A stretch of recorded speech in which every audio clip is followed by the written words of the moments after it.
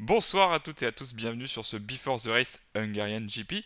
Ce soir, je suis en compagnie de deux petites personnes que vous devez déjà connaître. Il y a premièrement Julien. Bonsoir Julien. Bonsoir, comment ça va? Mais très très très bien et toi? C'est Ça va, impeccable. C'est les au, vacances. au taquet pour le GP qui va se tenir ce week-end? Ouais, on va essayer. On va Ah, essayer, mais sur la route des vacances, on mettra le téléphone sur le support GPS. ouais, tout en faisant attention quand même pour rouler. Ah bah, c'est pas moi qui conduirai. Ah bah ça va, tout va bien. Bon, et évidemment, on va accueillir aussi Nathan. Bonsoir Nathan. Bonsoir Willy, bonsoir tout le monde. Effectivement, pour moi aussi, c'est les vacances, donc tout va bien. Même j'ai trouvé très long l'interruption de 2 semaines. Ouais, il y avait une interruption de 2 semaines qui a été marquée notamment par, vous savez quoi, hein, l'incident majoritairement ce qui a marqué le Grand Prix, c'est l'incident avec Max Verstappen et Lewis Hamilton qu'on va réaborder légèrement parce que je pense on était assez long là-dessus. Mais effectivement, donc l'appel qui a été fait auprès de la FIA par Red Bull a été rejeté. Voilà. Comme ça, on pose les meubles pour ce soir. Évidemment, Julien, lui, il abordera un tout petit peu une partie historique du circuit. Mais avant ça, je vais vous représenter évidemment le programme pour ce soir. Donc, on va parler du circuit de l'endurance, des pneumatiques Pirelli sur ce circuit. On va reparler évidemment donc de cette lutte au niveau des leaders. Donc, évidemment, Max Verstappen et Lewis Hamilton, l'écart c'est hautement réduit. Donc, il y a à peine 8 points d'avance pour Max Verstappen et seulement 4 pour Red Bull sur Mercedes. Donc évidemment, ça relance tout. Et évidemment, on terminera par nos favoris et les pronos pour le GP.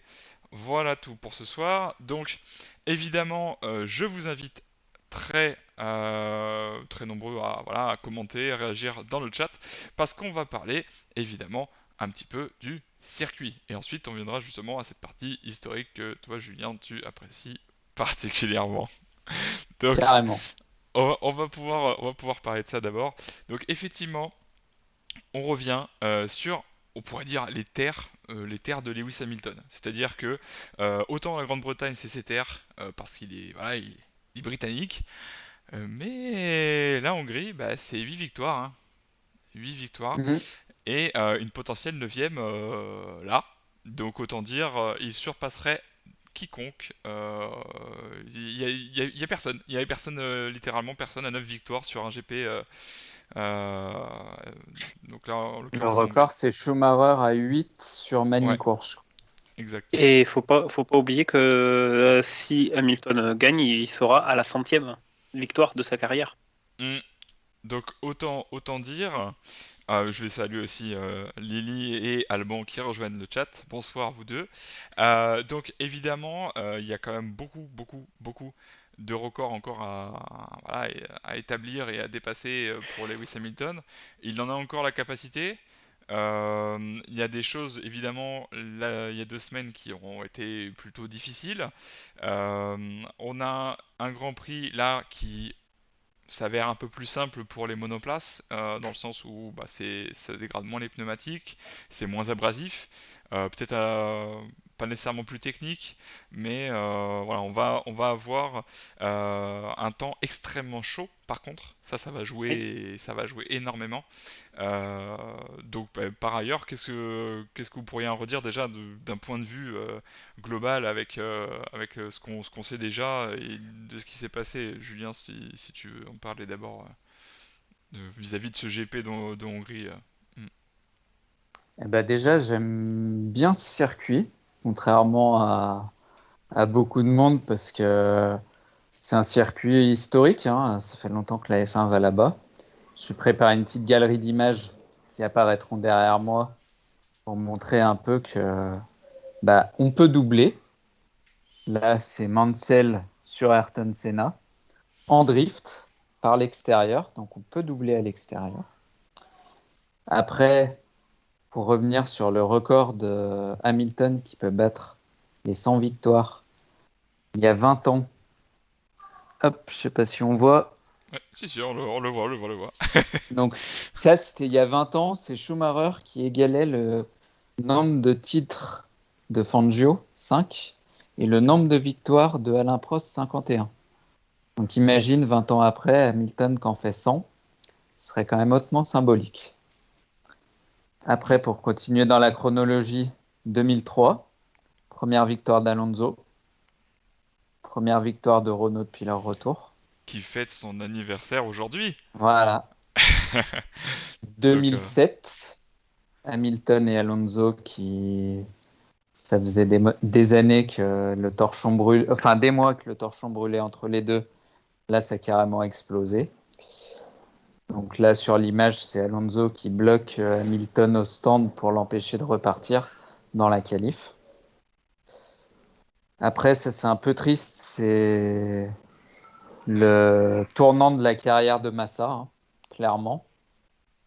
Accident aux essais qui derrière, on ne reverra plus Massa au même niveau. Ce qui entraînera le retour de Schumacher en Formule 1.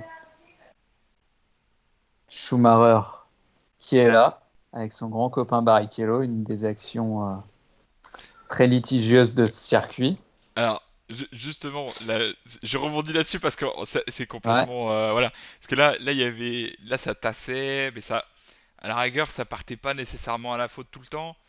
Là, le parallèle est un peu énorme, mais vis-à-vis du comportement de Max Verstappen, Lewis Hamilton, est-ce qu'on pourrait s'attendre à quelque chose de plus musclé pour le coup ce week-end? Bah là, plus musclé, c'est dans le mur, hein. Mais Ah, Ouais. non, Ouais. faudrait qu'il y ait de la bagarre, mais faudrait que ça redevienne correct. Faudrait pas que Max Verstappen se dise, bah, comme il m'a foutu une fois dehors, je vais le foutre une fois à mon tour, parce qu'après, ça va être l'escalade dans la haine et ça apporte jamais rien de bon. Et puis après, derrière, la FIA, jusque-là, ils sont intervenus, on va dire de manière soft. Faudrait pas qu'ils interviennent comme en 94 avec des suspensions de Grand Prix, etc. Tu vois, pour moi, c'est un petit peu ça le problème qu'il y a eu pour Silverstone. C'est que ils n'ont pas été assez durs. La FIA n'a pas été assez dure parce que du coup, quand Verstappen il voit, ouais, ok, il a pris 10 secondes de pénalité, il gagne le Grand Prix. Ça a servi à quoi? Et il a une Bah, Mercedes. Il a une si la, Mercedes, on sait très bien. si la Tu vois, si Bottas, on lui avait dit, Hamilton, tes 10 secondes de pénalité, tu les fais dès le début du Grand Prix, t'as pas le choix. Point barre, là, ça aurait été vachement pénalisant. Parce que là, du coup, qu'est-ce qui interdit à Max de faire la même chose? Parce qu'il sait que très bien que par derrière, il prendra 10 secondes de pénalité et il pourra gagner le bah, Grand Prix. tout dépend le pilote qui est en course pour la victoire. Si c'était Pérez et Bottas qui étaient en course pour la victoire, Hamilton, il finit troisième. Mais Si Pérez est dans le coup et qu'il ne se rate pas en qualif, Hamilton, les 10 secondes, il les prend et il finit derrière Pérez. Donc les 10 euh, secondes, elles dépendent du contexte de la course. Après, franchement, franchement, après, on peut sur pas sur le moment, pénaliser. pour moi, c'est pas assez. Après, on peut pas pénaliser 10 secondes aujourd'hui parce que Hamilton, il a une Mercedes. Et puis, dans ce cas-là, Russell, il prenait 10 secondes aussi le samedi, quoi. Non, c'est pas par rapport à ça. C'est juste que là, pour là, ce qui s'est passé, c'est pas assez, quoi. Tu vois, il faut quelque chose de dur pour À dire. Monaco, il y a eu une année, Verstappen qui prend 5 secondes pour tasser Bottas dans les stands. Je sais pas si tu t'en souviens. Bon, Là, je me souviens pas. bah, c'était en 2018, je crois, ou 2019. Il sort des stands, il tasse Bottas parce que unsafe release, là. Donc, il le tasse dans le mur. Euh, il prend 5 secondes, sachant que Verstappen était en course pour la victoire. Bon, les 5 secondes, il réussit pas à doubler Hamilton. 5 secondes, il perd 4 places. Tu vois, Après, voilà, on est. tout dépend la course. Là, Oui, tout dépend de la course, mais ils mettent 10 secondes, c'est énorme. mm. oui, là, oui, mais là, pour le coup, pour moi, Là, la FIA n'a là, pas été assez tu sévère prends en 10. disant, voilà, si vous faites excusez-moi pour le mot, si vous faites les cons, voilà ce qui se passera. Tu vois, je vais prendre un exemple tout Il bête, tu aurait vois, très bien pu finir sa course en même temps que Verstappen aussi, hein. Parce que aussi. Quand tu Si. tapes à 300, faut Mm. vraiment un coup de bol que ta voiture ait rien. C'est clair. Et tu vois, je vais prendre un exemple. Quoi. Nous, au hand, par exemple, au handball, on a Je droit joue à au trois hand cartons aussi. jaunes. Tu vois, on a droit à trois cartons jaunes. Et Ouais. ensuite, c'est les 2 minutes qui tombent. Hmm. Donc pourquoi, tu vois, on a vu tout au début de la saison qu'il y a eu des moments où ça a été tendu, ça s'est touché, ça a été chaud, disant bon voilà les gars, c'est bon, là vous avez dégommé vos jokers. À partir de maintenant, vous faites les cons. C'est des sanctions sévères directes. Mais il y a déjà ça avec le permis à points. Ouais, mais c'est Norris, il fait une connerie, il prend un grand prix de suspension. oui. Sauf que le permis à points, c'est par rapport aux erreurs de l'an dernier, il y a 2 ans, je crois. Ça peut remonter jusqu'à 2 ans. Hmm. Alors que là, tu vois, on a deux gars qui se battent pour le titre. Ils sont à la limite de. Vraiment à la limite. Là, tu dis, allez, les gars, c'est bon. Là, vous avez bien Ah, mais déconné. tu peux Maintenant, pas faire un stop. règlement à la tête du client, c'est les mêmes Non, règles pour tout non, le mais monde. pas à la tête du client, à la tête du client, mais c'est pas la première fois que les deux se chamaillent comme ça. Bah, C'est au bout là, d'un c'est la moment. première fois où il y a une action, une Là, exception. c'est l'action de trop. Là, c'est l'action de trop. Mm. Bah, il a été pénalisé, du coup. Ouais. En tout cas, les gars, Sur le papier, non. les gars, on est d'accord sur une chose. De toute façon, moi, je m'efforcerai à le dire. C'est pas 2 semaines après que tu peux juger quelque chose comme ça, Ah Oui, bah dans le oui. voilà, sens, 2 semaines voilà. après, on peut pas. Et donc, quoi qu'il arrive, la décision, si elle devait être prise, c'était dans l'heure après le GP à la rigueur. Oui. Mais voilà, on sait très bien que c'est pas Bah, la première pendant le fois. GP, parce qu'après le GP, c'est trop tard. Oui, voilà, après le GP, c'est trop tard. Mais en Hmm. somme, ce qui aurait pu être encore concevable et raisonnable, ce serait, voilà, ça aurait été une sanction potentielle après, voilà, tout juste après le GP, mais pas plus tard. Parce que sinon, bah, effectivement, ça aurait plus de sens, ça aurait pris un pan, comment dire, favorisant une équipe et pas une autre. Ah, ça aurait pu Hmm. mal tourner. Donc je pense qu'ils ont eu raison de s'abstenir et de rester tel quel. Maintenant c'est fait, c'est comme ça. Et Oui, prendre une voilà. nouvelle décision plus tard. Maintenant, ça fait 2 semaines, c'est bon. Là aussi, c'est un peu casse-pied quand on voit sur les réseaux sociaux que ben, les gens s'en sont toujours pas remis. Bah, Ah écoutez, tant pis, mais c'est fait, c'est fait. ça a fait office de raz-de-marée, hein. Ça a fait office de raz-de-marée, hein. Oui. En même temps, on va pas se plaindre, hein. Ah ben là, c'est clair. La presse, ils s'en servent. Ça va leur donner de l'audience. Donc, ils pouvaient pas rêver mieux, hein. Rose Brown l'avait dit il y a 2, 3 mois, il faut qu'il y ait un accrochage entre Hamilton et entre Verstappen. Il l'a eu, hein. Mm. Bon, en tout Oui, cas, ça va. les gars, sur ce week-end, pour reparler vraiment du circuit et la Hongrie, euh, et après on reprend un petit peu ta partie historique, Julien. Euh, on a quand même des pneumatiques qui sont un peu plus tendres, pas nécessairement les plus tendres. Est-ce que ça pourrait rouvrir la voie à un petit peu de spectacle autre que Silverstone, qui était d'ailleurs pas pas dingo. Ouais, en Hongrie, ça va être surtout la qualif qui va être très importante. C'est un peu comme à Monaco. Tu fais la pole, tu prends un bon départ, tu as fait presque tout le travail. Hmm. Même après, si t'arrives à un problème, tu sais que derrière, ils arriveront pas à te doubler. C'était ce qui était arrivé à Vettel en 2018 ou 2017. Problème de direction assistée, mais derrière, Hamilton n'a jamais réussi à le doubler. Raikkonen non plus. Bon, ça va être un Grand Prix classique, hein, celui qui part devant, généralement. Donc, je pense que tout va se jouer en qualif et vu la forme de Red Bull, je pense que cette fois, par rapport aux années précédentes, ça va sentir bon pour eux. Oui, je suis plutôt d'accord. Hmm. En plus, on risque d'avoir des températures chaudes et ça peut accentuer la dégradation des pneus. Et on l'a vu depuis le début de la saison, c'est pas le point fort de la Mercedes. Même Non. sur le premier relais à Silverstone, on a vu les pneus d'Hamilton qui se dégradaient beaucoup et qui n'arrivaient pas à suivre le rythme de Leclerc avec une voiture défectueuse. Hmm. Donc, s'il fait très chaud, je suis pas sûr que les Mercedes soient en forme par rapport aux températures, hein. Et c'est tout le souci donc de ce circuit, surtout avec des températures comme celle-ci. Donc on va peut-être voir quelque chose d'intéressant sur les pneumatiques. Peut-être que Mercedes va extrêmement souffrir. Peut-être qu'ils vont rien subir. Peut-être qu'ils vont réussir à manager la stratégie comme il faut. Une chose est sûre, l'Hungaroring, c'est pas un circuit si simple. Et je pense que toi, Mhm. Julien, t'as encore d'autres choses à redire sur ce circuit. Ouais. Et Bah, sur ce qui s'est passé. sur ce qui s'est passé, j'en avais oublié une dans ma chronologie, c'est que c'est une terre où il est arrivé plusieurs fois qu'un champion soit sacré. Donc on avait montré Schumacher tout à l'heure qui remportait son 5e titre. Il y avait Mansell qui remportait là son premier titre, enfin, avec la Williams Renault. C'était la première fois qu'un pilote était titré aussitôt dans la saison. Puis après, ça, c'est pas un titre, mais c'est une victoire qui a énormément de saveur. C'est Vettel qui gagne en 2015 pour Jules Bianchi, quelques jours après l'annonce de son décès. Et il s'est exprimé à la radio en français pour toi, Jules. Bravo, Jules. Moi, ça m'avait beaucoup ému ce Grand Prix. Donc voilà, c'est. Et du coup, pour rebondir sur Ferrari, tu parlais du circuit. On parle de Mercedes, on parle de Red Bull.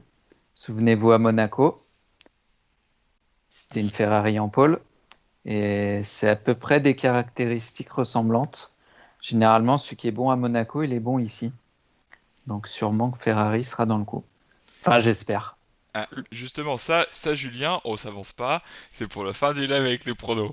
Donc justement, il faudra se le garder jusqu'à la fin. Ça, D'accord. mais je sens que t'as envie d'en parler. Donc, garde-le un peu. On en Garde, parlera après. garde-le un peu. Mais ouais, effectivement, il y a quand même des certaines similarités. Bon, comme je l'ai dit tout à l'heure, il y a quand même 8 victoires pour Lewis Hamilton sur ce circuit. Ça commence à faire beaucoup. Et ça sera beaucoup, parce que s'il fait une neuvième, bah, ce sera ni plus ni moins le plus fort. Voilà, Mm. voilà, il y aura personne au-dessus de lui. Donc pour le coup, on va aborder la partie les enjeux, qu'est-ce qu'on peut attendre vraiment du reste du week-end, enfin vraiment parce que hormis le circuit en lui-même, bah évidemment il faut que les voitures, les monoplaces ça roule. Donc là en l'occurrence, cette fois-ci il n'y a pas de course sprint, évidemment, parce que c'est pour Monza la suite. Mais on va avoir bah, potentiellement des qualifs assez chaudes, une course assez chaude. Peut-être que d'ici là la météo va changer et pourquoi pas des orages. Donc ça va jouer énormément sur l'aspect usure des pneumatiques, on en a parlé juste avant. Ça va énormément jouer aussi bah, du coup sur les performances des monoplaces, parce que si les monoplaces ça glisse, bah, alors là on sait très bien comment c'est fini. Donc évidemment il y a beaucoup d'inconnus là qui vont se poser à nous, parce que bah mine de rien des températures assez élevées comme ça c'est pas commun. Et surtout en Hongrie. Donc évidemment la période estivale aide, mais voilà, après Mhm. du coup on va parler quand même. Allez, là on va parler purement de l'aspect sportif, de ce qu'on peut attendre de Max Verstappen et Lewis Hamilton, parce qu'on en a parlé juste avant. L'écart s'est considérablement réduit, donc évidemment chaque point compte encore plus, parce que bah chaque point te sépare le plus de ton adversaire. Alors que Max Verstappen au Red Bull Ring avait un petit matelas. Là, le matelas, il a fondu comme neige au soleil. Donc justement, qu'est-ce qu'on peut attendre d'un Max Verstappen ou d'un Lewis Hamilton pour ce GP? Ou la qualif, comme vous voulez. Je te laisse la parole, Nathan, si tu veux d'abord. Hmm. Bah, je pense que après son incident, ben, Max est plus remonté que jamais. Ça, on le connaît qu'il est boosté au stéroïde et que il met du Red Bull dans son café. Donc, il reviendra plus fort qu'il ne l'est déjà et il montrera à Lewis qu'il va pas se laisser faire comme ça. Et puis voilà, s'il y a encore un accrochage, ben là là ça va être la guerre totale. Déjà que ben, ça, je pense que ça a déjà mis le feu aux poudres et bien correctement. Et oui, Max est très très rapide. Il a réussi à faire un exploit quand même l'an dernier. Parce qu'il faut rappeler qu'il s'est sorti pendant le warm-up, juste pour rentrer pour son tour de mise en grille, il glisse. Petite touchette, il aurait pu abandonner, mais les ingénieurs ont été, les mécanos ont fait du travail de fou furieux pour reconstruire, enfin, reconstruire entre guillemets, parce que il y avait quelques pièces à changer, mais bon, en moins d'une demi-heure, changer les pièces qu'il fallait pour que la voiture puisse repartir. Franchement, chapeau. Et puis oui, au premier virage, si on a un Hamilton Verstappen sur la première ligne, peu importe dans quel sens Lewis 1 ou Max 2 ou Max 1 et Lewis 2, ça va être explosif. Ça va vraiment être explosif. Et pour le coup, toi, Julien, est-ce qu'il y aurait quelque chose qui pourrait marquer la scission ou du moins pourquoi pas le penchant à nouveau? Parce que on sait très bien que Mercedes et Lewis Hamilton sont sur leur terrain de jeu favori. Est-ce que justement Max Verstappen, lui, en l'occurrence, pourrait changer la balance, étant donné qu'on a vu cette année, à plusieurs reprises, sur plusieurs Grands Prix, que bah, la Mercedes est un peu en arrière comparé à la Red Bull. Euh, est-ce que ça pourrait se confirmer là? Bah, moi, je pense que déjà Red Bull part plus favori que les années précédentes.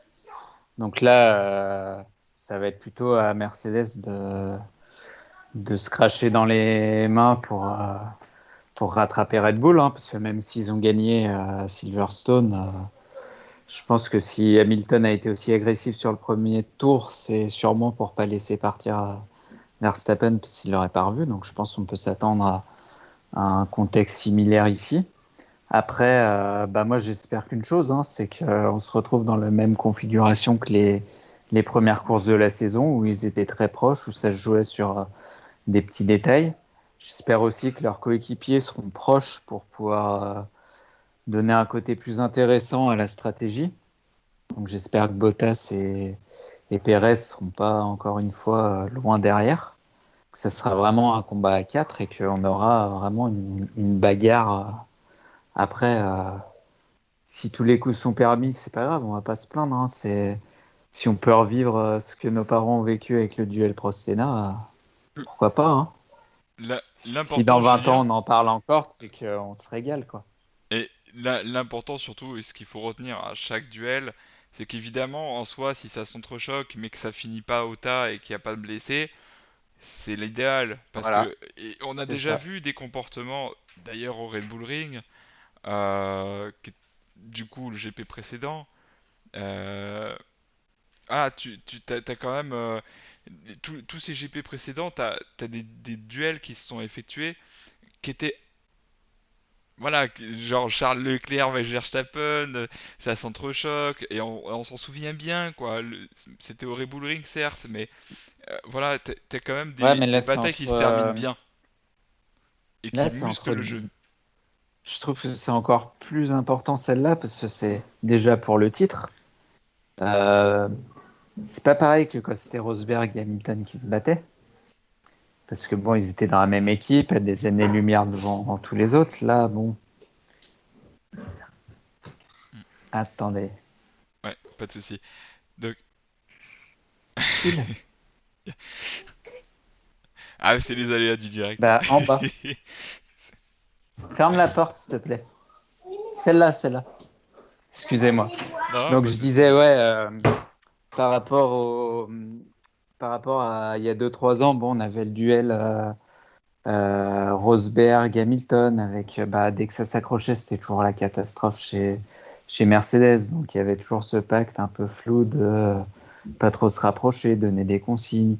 Après, il y a eu Vettel et Hamilton, mais ça pas duré assez longtemps. Là, ça fait vraiment 8 mois que ça dure, et puis, puis on a l'impression que ça va pas s'arrêter, quoi. Il n'y a pas de chute de performance de Red Bull, bien au contraire. Bon, bah, Verstappen, il a l'air très solide mentalement, donc je pense que il y aura pas de chute de sa part non plus. Et puis Hamilton, bah, lui, il a envie de se battre, donc ouais, ça a été électrique et tant mieux, quoi. Si c'est tous les grands prix comme ça, tant mieux, hein. Ça passe par 2-3 accrochages peut-être, mais après ça profitera à Norris. Ouais, mais justement, c'est bien que tu parles de Lando Norris parce que je voulais qu'on aborde aussi cette partie. Deuxième groupe de leaders, si je peux l'appeler comme ça, parce que finalement, on a McLaren et Ferrari qui font qui font leur bataille dans la bataille et avec évidemment Aston, Alpine, mais des fois plus loin, des fois plus proche. On a vu, et ça on en parlera un petit peu tout à l'heure aussi, on a vu un George Russell, mais ça on abordera tout à l'heure, nettement plus performant encore, et courses sprint ont certainement contribué. Donc voilà, il y a quand même tout un petit environnement intéressant aussi, hormis les leaders, mais évidemment donc chez McLaren et Ferrari, ça se tire la bourre en permanence. McLaren est très régulier, Ferrari commence à l'être un peu plus. Donc est-ce que, parce que l'enjeu est quand même assez important pour Ferrari a indiqué que eux, quatrième place, s'en moquent. Quatrième place au championnat constructeur, ils s'en moquent. L'idée, c'est de continuer à progresser, à construire. Donc, pour le coup, est-ce qu'on pourrait estimer que là, la balance pencherait plus vers McLaren, du coup? Non, parce que je pense que si Ferrari peut aller chercher la 3e place, ils vont pas se priver. Ça fait quand même 2 saisons vraiment difficiles où pour ça, ils n'ont pas gagné depuis 2 saisons, hein, je crois, hein. Donc Ils sont passés à ça. ça fait 2 ans qu'ils gagnent plus. Donc on va dire, même s'ils se concentrent sur la saison prochaine, s'ils peuvent gagner 1 ou 2 courses, ou même aller rattraper McLaren, ils vont pas se priver, hein. Mm. Donc même Ouais. si, bon, ils vont dire pour pas se mettre trop de pression, ça les intéresse pas. 3e ou 4e, c'est quand même pas pareil au championnat. Ouais, et en plus, on a vu à Silverstone que la Ferrari était compétitive, même avec ses problèmes de Mm. moteur. La Ferrari est compétitive. Quand elle est aux avant-postes, elle est redoutable. Ah, Lewis même, n'a. Ouais, même si on oui, regarde la course de Sainz, qui part loin, il est oui, bien revenu, hein. Mm. il fait une bonne remontée. Bon, il y a eu l'arrêt au stand qui a été Mm. un peu foiré, mais bon, malgré ça, on voit que la Ferrari est là. Elle est là, certes, c'est pas encore au top niveau, mais il progresse. Il progresse de Grand Prix en Grand Prix. On a vraiment, c'est l'impression que j'ai, c'est qu'à chaque fois, ils rectifient les petits problèmes qu'ils ont rencontrés sur le Grand Prix d'avant. Ça a été, ah, ça n'a pas Mm. marché, donc ok, on modifie ça, ah ben, ça marche, et ainsi de suite. Alors, ça envoie une Scuderia, je trouve que la philosophie de la Scuderia a changé par rapport aux années précédentes où il fallait un numéro un, allez, qui arrache tout et tout, en se concentrant, allez, on va dire à 80% sur lui et les 20 autres pourcents c'était sur le deuxième pilote. Et là, depuis que Sainz est arrivé, ben, tu vois, j'arriverai pas à dire qui est le pilote numéro un, le pilote numéro 2. C'est un peu plus Ouais, compliqué. Il y a je une pense tendance quand qui se même qu'il y a dégage, quand même la mais balance du côté de Leclerc, hein. oui, mais tu vois ce que je veux dire, c'est que le duo marche très bien, ils coopèrent très bien. Et le but, c'est, on leur dit, ben, les gars, le but, c'est de ramener des points. Donc, vous ramenez des points. Tant que vous ramenez des points, tout le monde est content. Vous pouvez, si vous arrivez à décrocher un podium, ben, ce soir, c'est champagne. Mais voilà, on progresse ensemble. On a vu Leclerc sur le podium à Monaco quand Sainz y était. Bah, c'est très bien, ça. Ça montre que Mhm. ben, il y a une cohésion entre les deux. Apparemment, ils aiment bien être ensemble, faire des petits, se passer du temps ensemble, comme pendant les 2 grands prix en Autriche où ils ont apparemment beaucoup joué aux échecs et que ben, Sainz se disait ah, c'est moi qui ai gagné, non Leclerc qui disait non non non c'est pas vrai, c'est qui raconte n'importe quoi, tout ça on voit qu'ils se chamaillent, qu'ils s'entendent bien, ben en attendant après quand on voit Sainz qui n'a pas envie d'être ami avec Sainz quoi, c'est Mhm. surtout ça. Donc, du coup, un duo qui s'entend super bien comme ça, ben, ça ne peut que marcher. Et on le voit que ben, Ferrari n'est pas encore là, le cheval n'a pas encore retrouvé toute sa puissance, mais ils y travaillent et petit à petit, ils vont gagner. Et tu vois, Par contre, pour moi, peut-être que Ferrari restera quatrième cette année par rapport à l'année prochaine, pour avoir plus de temps en soufflerie Mm. Et que McLaren. du coup, les gars, on a quand même parlé donc Ferrari McLaren. Et est-ce que vous voyez une écurie qui se distinguerait comparée à pourquoi pas à d'autres grands prix pour aller chercher des points parce qu'effectivement, tu as déjà 8 monoplaces potentielles qui peuvent chercher les points assez facilement. Est-ce qu'il y aurait pourquoi pas de la place pour deux autres monoplaces, soit de la même écurie, soit d'une écurie différente pour chacun des deux. Quelle est l'écurie qui pourrait justement y parvenir? À Là faire comme quoi? ça. À parvenir à dégoter une place dans les points, on va dire, sur ce Grand Prix. Étant donné Bah, que McLaren, Ferrari, Red Bull et Mercedes occupent déjà une bonne place. après, ça a joué entre Alpine et Toro Rosso, et puis sûrement Aston Martin. Donc après, là, tu auras encore une belle bagarre entre six pilotes s'ils tiennent tous le rang, hein. Hmm. Mais, Et tu vois, ouais, moi, je rajouterais George Russell parce que depuis quelques GP, il est en forme. Il est très en puis forme c'est et sûr que à ça, il manque s'il réussit ça. sa qualif, là, ça peut passer, là. Ouais, Parce que et tu vois, il manque ça. Il manque comme, ça. comme je Et disais, là, là, c'est doublé, c'est difficile. Hmm. mm, Mais justement, donc les gars, je sens que vous avez envie de parler de George Russell, mais vraiment. Donc, on va parler de George Russell parce que il a quand même fait de très bons résultats ces derniers Grands Prix. Il a quand même fait de très très bons résultats au niveau des qualifs. Alors, c'est de plus en plus régulier, de plus en plus en Q3. Donc là justement, c'est un semi-bonus que je vous offre ce soir. Voilà, ah bah oui, négatif. ah bah oui, oui. Donc on va passer sur cette partie-là. Donc évidemment des favoris et pronos.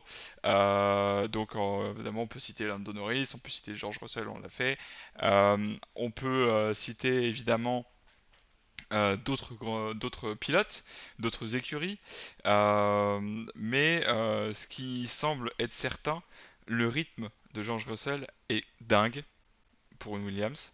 Et comparé à Nicolas Latifi, malheureusement, voilà, ça, c'est plus compliqué pour Nicolas Latifi de s'exprimer en piste, que ce soit en qualif ou en course. Et justement, est-ce que George Russell serait pas le pilote qui pourrait marquer le coup? Bah, déjà, pour juste faire un petit commentaire sur Latifi, la comparaison avec Russell, bon, on n'attend pas les mêmes choses de ces deux pilotes, donc c'est difficile de les comparer. On sait que Russell, c'est un mec qui, allez, si l'année prochaine il n'est pas dans un top team, il y a une anomalie quelque part. Que bon, bah, Latifi, il est là pour compléter la grille, amener de l'argent, faire vivre Williams, donc on n'attend pas vraiment les mêmes choses de leur part. Après, Latifi finit les courses, il fait jamais trop de boulettes. Euh, voilà. Et bon, sur Russell, eh ben, je sais pas, j'aime beaucoup ce pilote. Il est rapide. Mais j'ai une petite réserve. Je me dis que si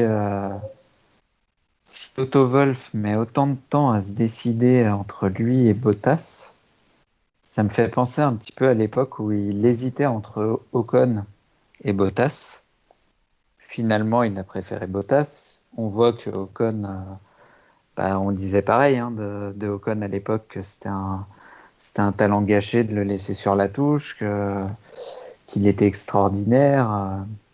Et puis bon, bah, on voit que là, chez Alpine, avec Alonso en face, ou l'année dernière avec Ricardo, il est bon, il tient la comparaison, mais c'est pas non plus le truc de ouf. Ça fait pas la même sensation que quand Russell avait remplacé Hamilton et c'était mesuré à Bottas à Bahreïn. Mais si Toto Wolff hésite autant, je me demande quand même si on n'en fait pas un peu trop avec lui. Hmm. Mais ap- Euh, vas-y Mais Nathan, et pour ça, il après, faudrait qu'on lui donne une Mercedes pour le voir. ouais. Après je m'exprimerai Nathan, je te laisse bien sûr la parole. Ouais. Vas-y, vas-y. oui, oui.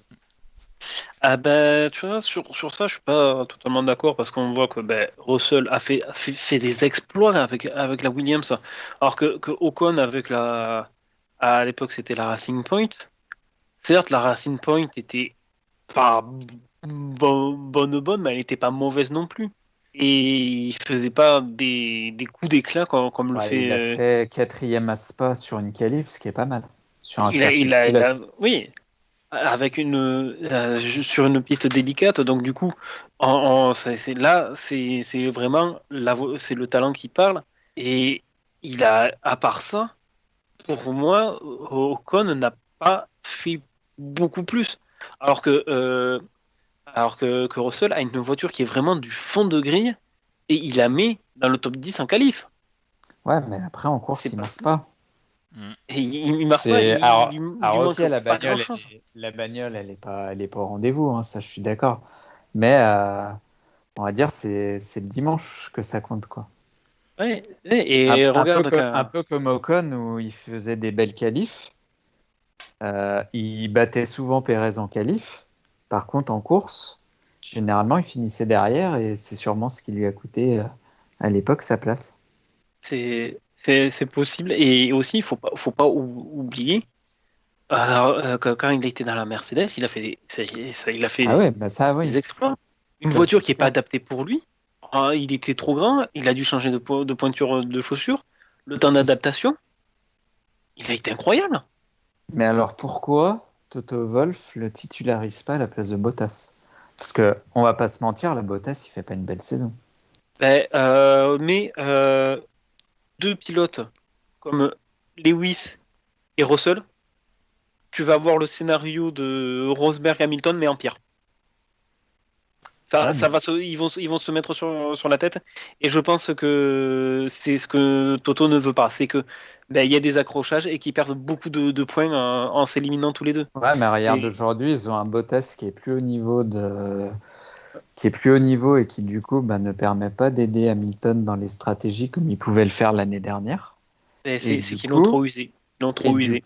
voilà peut-être, mais du coup ça fait qu'aujourd'hui ils doivent changer, ils doivent mettre un autre pilote parce que remettre Bottas en confiance une saison de C'est, plus, si tu le laisses pas gagner contre Hamilton, là on mais, a bien vu à Silverstone, il s'est écarté, il a pas eu le choix, il n'a mais pas. c'est ça, c'est que le problème, c'est que c'est écrit sur le contrat de Bottas, si Hamilton est derrière toi et qu'il doit passer, tu le laisses passer. Hmm. Ça fait des années que ça dure. On regarde oui, en 2019 à Singapour, message radio. Ouais, s'il te plaît, Bottas, il faut que tu ralentisses de 3 secondes autour pour laisser passer Hamilton.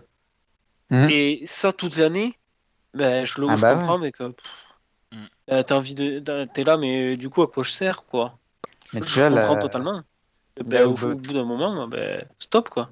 là où Bottas, c'est pas sa saison, c'est que, tu vois, une course, c'est ce que je te disais tout à l'heure sur les 10 secondes de pénalité. Une course comme ça, il doit être troisième. Ça doit pas être Leclerc qui doit être là. Oui. Et là, il perd une opportunité de gagner. Mm. Ouais. Et Et- tu vois, là, si dimanche, il y a un nouvel accrochage entre les deux, c'est pas à Norris de gagner la victoire. Ça doit être Perez et Bottas qui doivent être là. ouais, C'est leur chance à eux d'avoir les deux qui se battent devant. Mm. Après, tu vois, justement, les pour gars. Perez, à Silverstone, alors après, ça, je sais pas si c'est vrai, mais sur les deux de Red Bull, apparemment, du fait d'avoir un temps très court pour régler la voiture, Red Bull s'est totalement planté sur les réglages. Est-ce que ça a joué sur la contre-performance de Perez? Voilà, donc ça, c'est. J'ai pas les bras assez longs, mais Eh, Il se plante pas sur les réglages de Max à chaque fois, hein. c'est eh, entre guillemets. La Red Bull était pas si. De Max était pas si ouf que ça à Silverstone, quand même. Parce que Ah, on a bien vu une nette différence entre le Red Bull Ring et Silverstone. Parce ouais, qu'au mais Red Bull Ring, c'était allez, salut tout le monde, ciao, je m'en vais. bah ouais, mais Alors que sur là, la il y avait un course petit qualif, peu il est plus. parti devant, il a mis un boulevard. Après, il a pas forcé plus parce que ça servait à rien. Et là, Au si début, sur Hamilton il les passe deux pas dans le premiers tours, c'était premier, chaud. si Hamilton il passe pas dans le premier tour, après c'est fini, hein. Et on Sur le voit. les deux premiers tours, quand même, c'était beaucoup plus chaud Ouais, parce que c'est sur le un départ Hamilton que. agressif qui veut Ouais. passer. S'il sait qu'après il passera plus, quoi. Et même, tu le voyais très clairement en ligne droite. Il y avait des grosses différences entre les deux voitures. Hein. Et Donc voilà, c'est pour ça que je mets des parenthèses. On va le faire comme ça en diagonale. Parce qu'autrement, autrement, ça se verra pas. Mais voilà, c'est des guillemets parce que c'est les rumeurs qui ont été dites que Red Bull se serait un petit peu raté sur les réglages. Donc voilà. Est-ce de- que voilà. Ah, mais quand tu joues le titre, t'as pas le droit de ça. Ben, en attendant, t'as une seule séance d'essai pour régler ta voiture. Ouais, mais mais c'est pareil pour les autres. justement, les Donc gars, ça eh, peut se comprendre que ben, on ils ont a, eu un petit peu plus de mal. on a un bon débat, mine de rien, là-dessus, parce que finalement, pourquoi c'était arrivé? Parce qu'on a eu la qualif sprint qui est venue entraver leur circuit habituel. Donc, évidemment, là, vis-à-vis du GP de Hongrie, il n'y en a pas. Donc là, on va retrouver certainement dans les essais 1 à 3 des choses très classiques, des écarts très classiques, du poker menteur, des qualifs qui vont se tourner à quelque chose aussi dans le même genre. Euh, donc évidemment, pour les pronos, c'est plus compliqué. Mais pour les réglages aussi, donc là, pour ce week-end, ils auront plus de temps, plus de facilité. Donc, comme tu dis, Nathan, cette fois-ci, l'écart va peut-être s'évaporer. Voilà, on va peut-être retrouver quelque chose, un vrai Pérez. Comparé à il y a 2 semaines qui potentiellement a subi tout ça. Donc, justement, quid de Valtteri Bottas, Sergio Pérez. Je vous laisse en une phrase décrire l'un ou l'autre. Donc, vas-y, Julien, Quid, c'est toi. qui finit devant l'autre? Pourquoi Qui pas. finit devant l'autre? Hmm. Bah déjà, ils doivent se trouver au minimum 3 et 4, hein, peu importe l'ordre, mais c'est leur place. Ils doivent pas être derrière. Au premier virage, ils doivent être 3 et 4 toujours. Ils doivent pas se faire manger comme ça a été vu sur les derniers Grands Prix. Et après, ils doivent être là, saisir l'opportunité si devant les deux, ils s'accrochent encore. Hein. C'est leur chance de gagner des points, peut-être de gagner un championnat, hein, comme ça. Hein. Ça s'est vu dans le passé. Hein. Donc après, moi, je mettrais une petite pièce quand même sur Pérez. Parce je pense qu'il a plus la niaque. J'ai cru entendre qu'il était confirmé pour l'année prochaine. En tout cas, il sera encore chez Red Bull. Après, à savoir AlphaTauri ou Red Bull, ça c'est pas décidé, mais déjà lui, il sera encore là-bas l'année prochaine. Que Bottas, on n'en sait rien. Donc sur le plan de la confiance, ça doit pas être évident. Ok. Bon, Je pense toi, qu'il a besoin de Nathan. vacances. Excuse-moi. Ouais.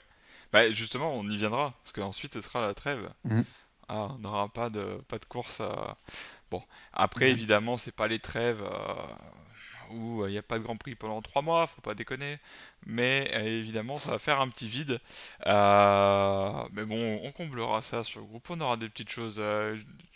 Avec Julien, on vous prépare. On vous a préparé des petites choses. Rendez-vous le Euh, 4 août. Voilà, le 4 août. Bon, voilà, faut noter le 4 août. Il y aura des petites choses de prévues sur notre groupe.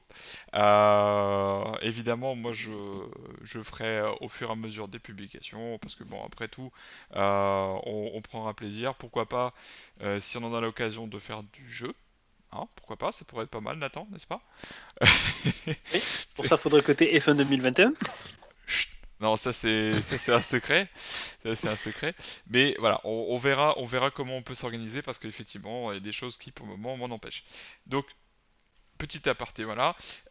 Concernant toi, Nathan, quid de Valtteri Bottas, Sergio Perez? Ben, moi aussi, je mettrais une pièce sur Pérez, puisque ben, en tant que deuxième pilote, Pérez a montré ben, qu'il était au-dessus de Bottas. Hein. Et aussi par son style de pilotage qui est très doux, qui économise beaucoup. Qui, ben, certes, sur tout le début de course, pas un style qui est bon parce que ben, forcément tu es à l'économie tout le temps, mais sur la fin de course, ben, ah ben zut alors, mes pneus ils sont encore bons et ceux des autres ils sont mauvais. Bon ben écoute, on va attaquer maintenant. Dommage pour eux, et qu'à économiser. Donc sur ça, il est très fort. C'est sur la course 2 où il se rate la troisième place pour pas grand-chose face à Bottas. Oui. Ouais. Donc tout ça, après, on voit qu'il cherche encore un peu ses marques sur la Red Bull. Et ça je pense que c'est normal parce que la voiture doit être extrêmement compliquée à piloter, parce elle est faite pour Mister Max Verstappen. Donc pour ça, ça doit être extrêmement compliqué. Bah, on a déjà vu qu'il y a des pilotes qui se sont cassés les dents. Albon, Gasly, ils s'y sont cassés les dents. Et Perez, il y arrive déjà un peu plus. Parce qu'il a beaucoup plus d'expérience. Déjà, ça fait quelques années qu'il a un F1 maintenant. Depuis 2010, si je dis pas de bêtises. Mm. Mm. Oui, donc 2010. ouais, c'est beaucoup d'expérience déjà. On l'a vu qu'il savait prendre les opportunités quand il y en avait une et gagner des courses. On l'a vu à Bakou, il était là. Il a pas trop lâché Max pendant tout le GP. Il était vraiment là en position défensive à matraquer Mercedes, à les torturer au niveau de la stratégie. On a vu que ça a très bien marché. Bon, malheureusement, Max se sort. Bon, il était là pour prendre la suite. Mais ça peut être la carte maîtresse de Red Bull. Si on a un scénario à la Bakou où Max 1, Perez 2, là, ils peuvent tout arracher. Et c'est quelque chose qui est potentiellement prévisible, mais attention quand même à Mercedes parce que ils sont loin d'être vaincus, hein. Je pense que je vais pas redire le nombre de victoires de Lewis Hamilton, mais ah, pour le coup, c'est clair que la tendance, si elle doit s'inverser, je pense que c'est maintenant. Donc merci les gars pour cette information sur ce que vous pensiez de Valtteri Bottas et Sergio Perez. On aborde à nouveau George Russell. Tiens, une question Vas-y, vas-y, vas-y, avant de vas-y. refermer la page Pérez. Vas-y, vas-y. Avec la description que nous a fait Nathan, il faudrait poser la question à nos amis de l'endurance. Est-ce que c'est pas un profil qui pourrait être super intéressant pour l'hypercar? Ça pourrait. J'in- Parce on J'invoque. voit beaucoup d'anciens, on, on voit beaucoup d'anciens de F1 qui partent en hypercar là. Ouais. Du coup, est-ce que Pérez, ça serait pas une super, Ça pourrait. une super grosse cote? Ça Pourquoi pas? pourrait. Ça pourrait. Tu allies rapidité parce que Perez est très rapide et ultra économie. C'est vrai qu'en endurance, il pourrait faire très mal, hein. Hmm. Parce que après, c'est pas tout à fait les mêmes disciplines, mais en DTM, Alex Albon se débrouille bien, hein. C'est voilà, hein, Mhm.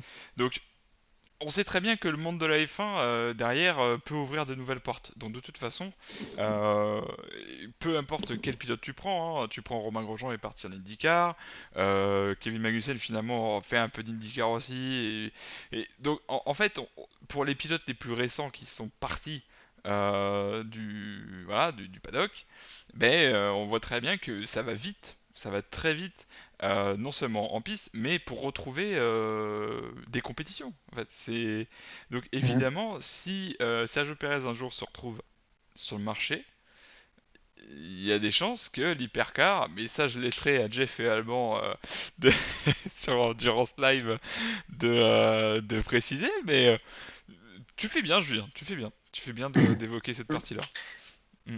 Et d'autant plus que prendre un pilote comme Sergio Perez a d'autant plus intérêt à le prendre dès le début d'un projet. Mm. On l'a bien vu, voilà, on fait la petite parenthèse, on va dire. On l'a bien vu pour les Glickenhaus. Les pilotes qui ont été là dès le début pour le développement de la voiture à Monza a ultra bien marché. Donc voilà, tu prends Sergio Pérez, tu le colles dès le début d'un projet, n'importe lequel. Bon, Peugeot maintenant, il est déjà un peu plus engagé, mais bon, imaginons Peugeot le prend dès le début. Il va te dire, attendez les gars, là vous faites ça pour les pneus, attendez, moi je vais vous montrer comment on fait. Là vous avez une voiture, les pneus, normalement c'est 3-4 relais. Allez, là bon, on peut tirer jusqu'à 10 les gars, facile. J'extrapole, mais voilà. Perez, on vous dit, ouais, les pneus c'est 4 relais. Sergio il va vous dire, bah non, 7 c'est bien. Et puis attends, parce qu'il serait pas à l'abri d'économiser aussi du carburant. Ah ouais, oui. Ah oui, là, Ah, il te fait, bah, avec un relais, c'est quoi, 1 heure? Bon, moi, je vous fais 1 heure et demie, les gars, facile. bon, en tout cas, merci pour cet aparté parce que ça va toujours un peu sourire.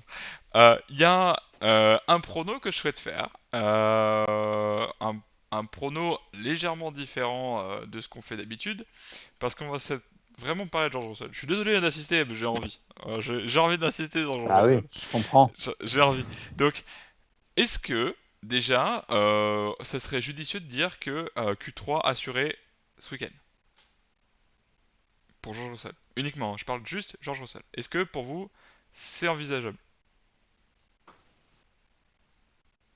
Non. Non. Ok. À Donc cause, ouais. pas à cause de lui, hein. À cause de sa voiture. Ok. Nathan, qu'est-ce que t'en penses? Il peut nous surprendre. Clairement, il peut nous surprendre on l'a fait, comme il a fait, parce que zut, au Red Bull Ring, on l'entendait pas, et finalement, ben, il était là. Donc, il peut nous surprendre. Ok. Maintenant, on va passer sur George Russell, course. Est-ce que il pourrait justement, d'ailleurs si dans le chat vous voulez réagir, n'hésitez pas, hein. Si vis-à-vis de la course, oula, Gagné! Je l'ai! Victoire. Donc, si durant la course, il serait capable cette fois-ci de rentrer dans les points, est-ce que vous mettez une pièce là-dessus? Ah, je J'aime les mettrais pas paris, une donc pièce. oui. Ouais, ok, Moi, je Nathan, oui. mettrais pas une pièce, je suis trop radin. Non, mais c'est possible parce qu'il va finir les courses. Maintenant, c'est tout dépend s'il y a de la casse ou pas. Là, il n'a pas la voiture pour faire l'exploit au Nürburgring. Il y aura peut-être d'autres circuits plus tard où ce sera faisable, mais là, clairement, sur le Hungaroring, ça me paraît compliqué. Hmm. Bon, C'est comme en tout... Ouais, excuse-moi. Les As, elles sont à la rue. C'est pas ce week-end qu'on les verra, quoi. Oui, bah, si tu veux parler un petit peu de As avant qu'on passe au prono pour la pole et le podium, le souci de As, et c'est le souci qu'ils ont depuis bah, un peu trop longtemps maintenant, et qui leur colle à la peau cette année, c'est qu'il n'y a pas d'évolution, il n'y a pas d'argent injecté, il n'y a rien, voilà, limite. Donc, bah, quand tu veux essayer d'évoluer avec une monoplace qui évolue pas, alors oui, d'un côté c'est une base où tu sais que de toute façon la monoplace elle n'est pas fiable, donc tu vas pas tenter certaines choses, mais je suis pas sûr que ça apporte plus que ça à Mick et à Nikita. Et j'espère sérieusement que l'année prochaine ils vont redresser la barre plus qu'il n'en faut, que ça sera pourquoi pas avec Williams des plus grosses marges de progression, parce que là ça se sentira vraiment pas bon quoi. Mm. Là, de toute façon, là, on est dans un championnat où, si tu as remarqué, il n'y a pas eu beaucoup d'évolution entre l'année dernière et cette année, parce que c'était gelé. Donc, il y a des équipes qui ont beaucoup progressé, mais en dehors de ça, tu vois que c'est un championnat où c'est très fiable. T'as pas beaucoup d'abandon sur des problèmes mécaniques. Donc, on le voit avec Raikkonen, qui était une valeur sûre dans le top 10 les années précédentes, bien qu'il avait une alpha qui avançait pas. Là, on voit que même maintenant, il n'arrive plus à rentrer dans les points, parce que devant, ça termine les courses. Donc déjà, avant qu'une As ou une Williams arrive à rentrer dans les points, il faut éliminer les Alpine, les AlphaTauri, les Aston Martin. Déjà, tu as ces 6 voitures à éliminer pour après espérer marquer des points. Ça fait beaucoup, quoi. En performance, c'est difficile à battre pour l'instant. On verra l'année prochaine. Mais s'il n'y a pas de casse, peut-être en fin de saison, il y aura peut-être un peu plus de casse parce qu'on va arriver sur les limites de quota. Mais là, sur ce week-end, j'y crois pas trop. On verra. Mm. Toi Nathan, t'en dis quoi de ça? Ben, depuis le début de la saison, on voit ben, que pour As, c'est compliqué. Très très compliqué. Que, ben, comme tout ce qui a été dit, il n'y a pas d'argent. La voiture, ben, c'est la même que l'an dernier. C'est juste qu'elle a le fond plat découpé pour la réglementation 2021. Et c'est tout. Il faut aussi prendre en compte que ben, on a deux rookies. Pas forcément. Parce que ben voilà, justement, ils sont en apprentissage, pas facile. Et puis pour l'an prochain, ça risque d'être d'autant plus compliqué parce qu'il faut développer une voiture avec une expérience quasi nulle, donc Alors encore plus compliqué.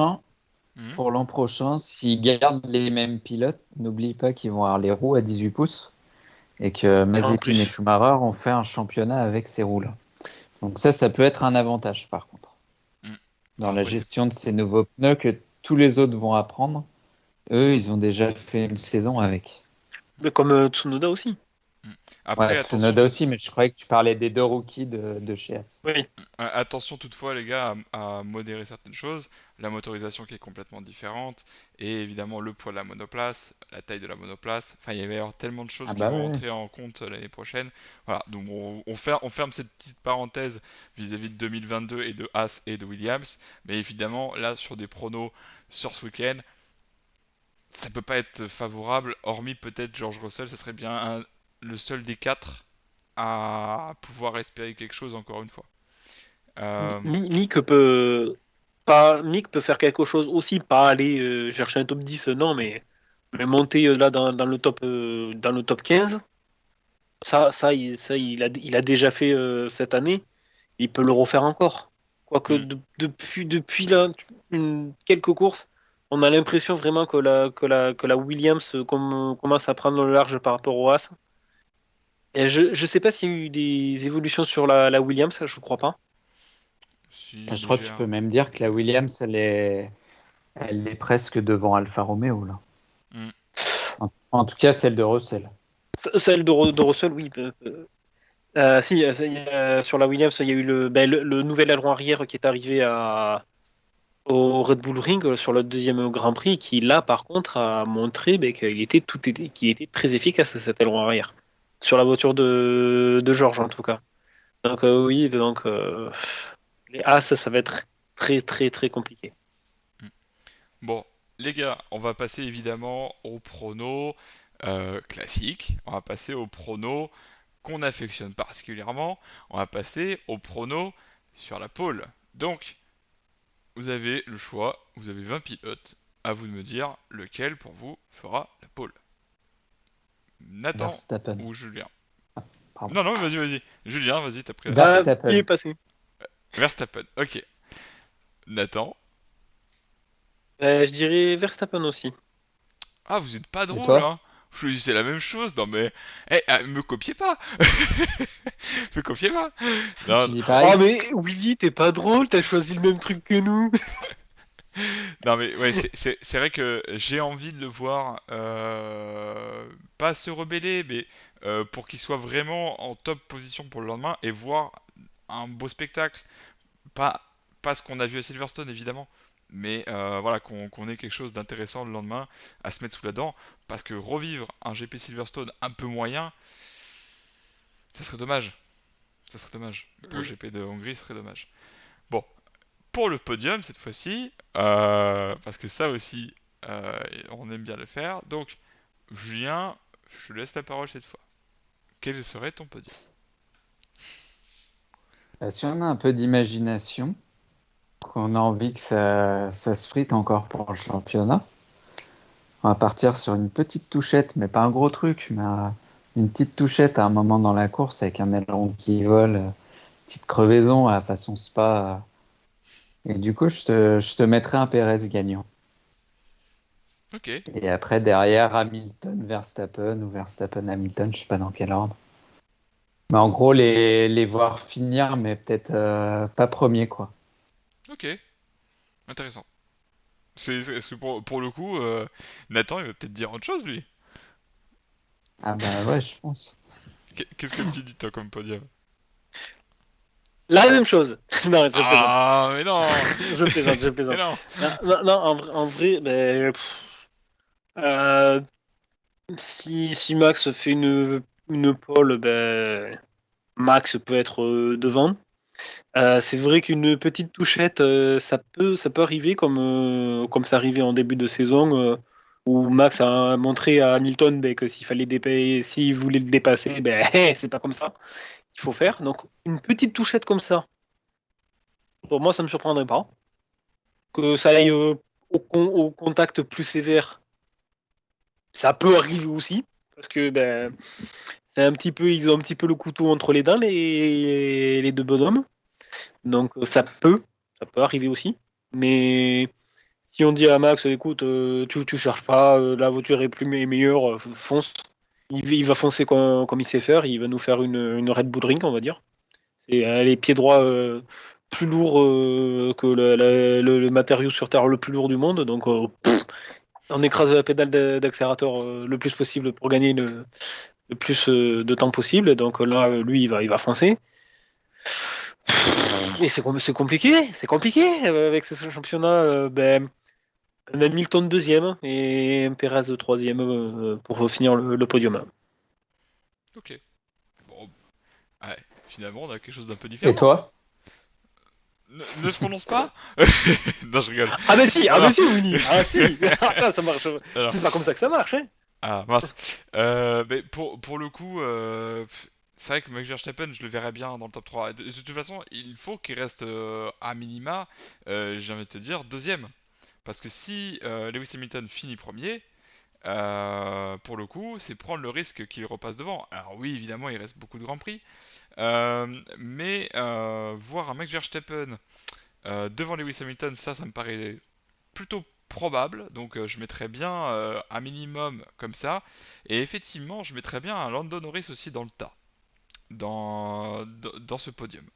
Donc du coup, je le verrai de cet ordre-là.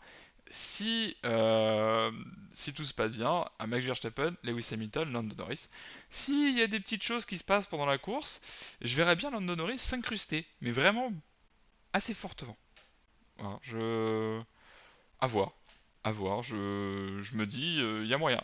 Je me dis qu'il y a moyen. Tu, tu sais que si ton pari est bon, McLaren, faut regarder dans les archives, mais ils ont plus gagné depuis 2012, hein. Après, pas nécessairement gagné, attention, hein. Ah bah non, mais D'avoir, s'ils gagnent, ce serait bien. Ça bien fait sûr, 10 ans qu'ils n'ont pas gagné, hein. bien sûr. Déjà qu'ils ont une année un peu plus performante avec des comparaisons sur les autres saisons qui sont. Alors évidemment, on peut pas comparer pardon, avec toutes les saisons parce que t'avais pas le même nombre de points qui étaient attribués, etc. Ah bah, Mais vis-à-vis des dernières, des très récentes, ben on voit que la marge de progression est encore importante. Ah, décidément, Nathan, c'est un killer. Raté. Ce coup-ci raté. Donc, Alors, ouais, petite vas-y, Nathan. stat. Là, je viens de faire le calcul. Ouais. Pour ce Grand Prix, si Hamilton gagne et que Max est deuxième, sans compter le point du meilleur tour en course, Verstappen est premier du championnat. Pour 200, il aurait 203 points et Lewis 202.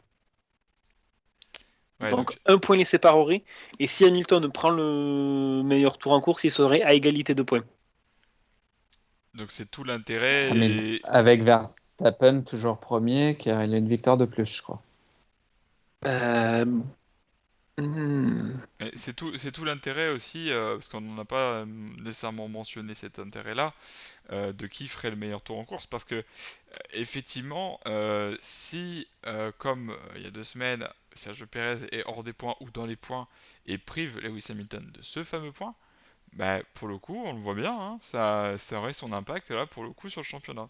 Donc oui. Et évidemment, comme je le redis, on n'est pas encore à la moitié de la saison, dans le sens où ça va être là, ça va approcher avec la trêve estivale. Donc évidemment, il y a encore beaucoup de choses qui se jouent, mais beaucoup de choses à attendre. Et au Hungaroring, pardon, on va avoir aussi de la F3. On va retrouver la F3 et ça va nous rapporter, j'espère, le spectacle qui nous serait promis aussi, pourquoi pas, en F1. Parce que pour le coup, je sais pas vous, mais moi la F3, la F2, elle me régale cette année, encore plus que les autres années. Et on a un très bon Denis Sauger qui est loin devant, certes, mais quand même, parce qu'il reste encore pas mal de courses. Là, on n'est qu'à la moitié du championnat aussi en F3. Donc 115 points pour Denis Sauger avec Prema. On a Frédéric Vesti, 74 points, donc là effectivement le gouffre est assez important. Jack Doohan à 72 points. Et ensuite on retrouve un petit peu plus loin nos Français. On a en P5, on a Victor Martins, Clément Novalak qui lui est P7, donc on a deux Français finalement dans le top 10. Et évidemment Richard Dugerius qui a un peu moins de performance du part de son expérience et du part de la team dans laquelle il se trouve. Donc voilà, je vous invite à regarder aussi la F3 parce que la F2 et la F3, franchement, cette année comme d'autres années, c'est génial. Et si vous êtes un petit peu en manque de spectacle avec la F1, foncez, foncez, vous serez pas déçus. Il y a certes des accrochages, ça arrive, ce sont pas des pilotes avec autant d'expérience qu'en F1, ce qui est normal.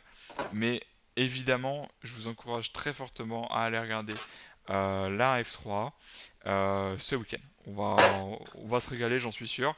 Donc, une dernière chose, parce qu'évidemment, ça c'est notre petite spécialité sur le groupe. On a donc notre petit jeu MS Predictor.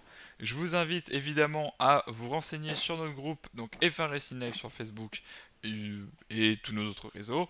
L'occasion pour vous donc d'attribuer le top 10, la pole position, le premier à faire un pit stop, le meilleur tour et la meilleure remontée. Donc évidemment, on va suivre avec grande attention le déroulé du week-end. Et évidemment, je vous invite à nous rejoindre dimanche, pourquoi pas, pour une petite session sur Discord, discuter autour du Grand Prix, ça pourrait être pas mal. Voilà. Donc les gars, tout est dit pour ce soir. Est-ce que vous vouliez rajouter quelque chose? Parce que moi, évidemment, je suis super content à chaque fois de vous retrouver. Mais concernant ce live, d'ailleurs, n'hésitez pas hein, à me proposer dans le chat ou plus tard en replay des améliorations de live, parce qu'on est toujours en recherche d'amélioration. Donc voilà, n'hésitez surtout pas. C'est un petit message que je souhaitais faire passer, parce que voilà, c'est jamais mauvais d'écouter ce qui se dit. Donc évidemment, on est à l'écoute. Voilà. Donc les gars, encore merci. Si vous voulez vous exprimer un petit peu avant de se quitter, bah écoutez, je vous laisse la parole. Eh ben, allez, au revoir et bonnes vacances et allez Teddy Riner demain. Ok, les JO. Les JO. Et toi, Nathan, est-ce que t'as un petit mot avant de se laisser? Il me tarde dimanche, Ouais, tout simplement. ouais, ça passe. Ouais, ouais, je suis assez d'accord. Ça passe. Ouais, ouais. Ça va être encore une belle course. Ça risque d'être serré entre les deux Pempoy, mais bon, c'est ça qu'on aime. Ouais, et surtout, sans contact. Sans contact, bien sûr. Voilà. Ouais, on verra bien. Parce que geste barrière. Oui, mais pour pas finir dans la barrière, justement. Ben justement, geste barrière. Hmm. Hé hé. Bon, Réfléchis allez. là-dedans, t'as vu? Mais merci en tout cas encore les gars sur cette petite note d'humour. On va se laisser. N'hésitez pas à vous abonner, à rejoindre nos différents groupes Endurance Live. Pour l'endurance, ça a récemment changé de nom. On a Karting Live pour Virginie Le Pichon qui gère ce groupe. On a Drive Dream Cars pour les autos en général, géré par Pascal Maradi, qui d'ailleurs, pour ceux qui se demandent, gère l'intro enfin, qui a fait la musique d'intro jusqu'à présent et que je remercie encore une fois de l'avoir préparé pour nous. Merci encore les gars. On se dit à dimanche pour la course. Évidemment, le week-end en général. Et surtout, lundi pour l'After the Race. Ciao. Ciao, ciao. Ciao.